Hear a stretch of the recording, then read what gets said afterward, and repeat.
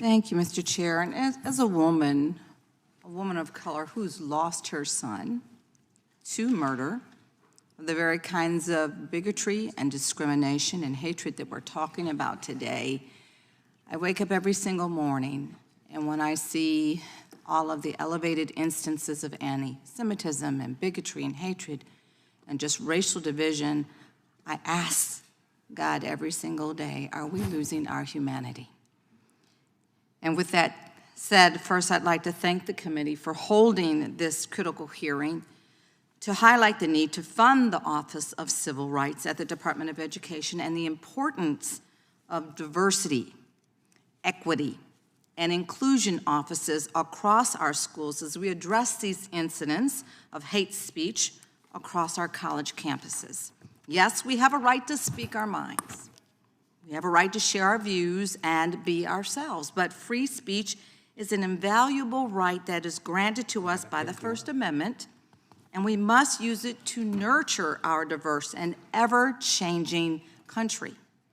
However, in a nation made up of many cultures and backgrounds, hate has no place, especially at our schools, where the minds of our young people are really being nurtured.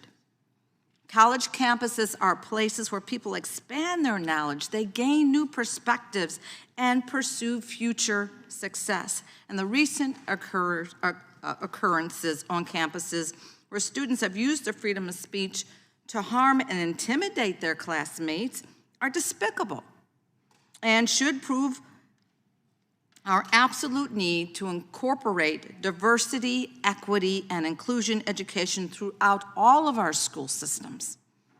Not only would DEI offices and education reducing the likelihood of these events happening in the future by bringing awareness and knowledge to students who otherwise they may not learn about the richness of other cultures until well into their adulthood.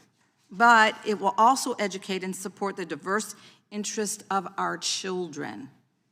And I truly believe this at heart because I'm a mother to my core. And I mean this with every fiber of my being. We are losing our way.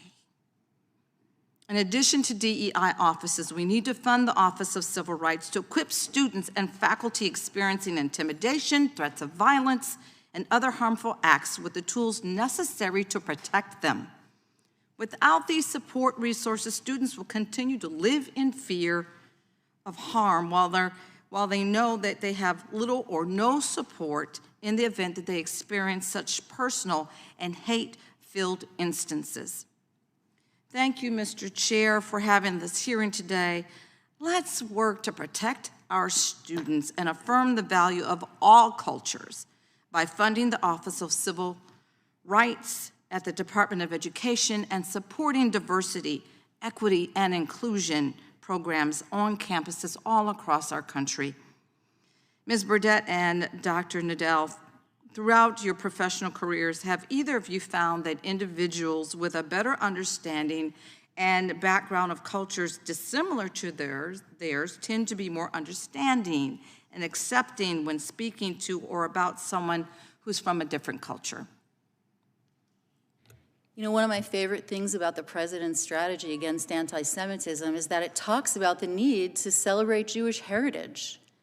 And of course, understanding matters. And that is where communities can actually stop problems before they happen with understanding. And you know, you mentioned DEI.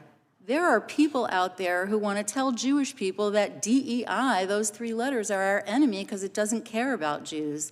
I work with DEI professionals all the time. And sometimes they weren't addressing anti-Semitism in the past.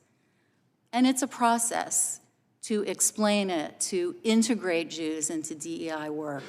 But everything I hear these last 4 weeks tells me Jews want to be welcome and included. And that's what the I stands for. Thank you. Thank you. Dr. Nadel. What I would add to that is that it is imperative to understand and learn about the diversity of cultures in American life. And so to respond to one of the things Ms. Burdett said, we have had proclaimed in the United States May as Jewish American Heritage Month at least since one of the Bush administrations, I forget which one, maybe at least since 2004, and that this is a way in which Americans can learn a great deal about Jewish Americans, but we also have an array of specific months dedicated to learning about the different cultures of the United States, and so we need to support those efforts. Thank you, and I yield back. General Lee yields back. I should have mentioned this earlier. You've been here now for a couple hours, almost 3 hours. If anyone needs a break, just let us know. If you need to step to the restroom or anything like, just let us know. We probably have about 45 more minutes of questioning. We'd like to keep going because we are going to have to go to the floor for votes. So if it's okay with you, we'll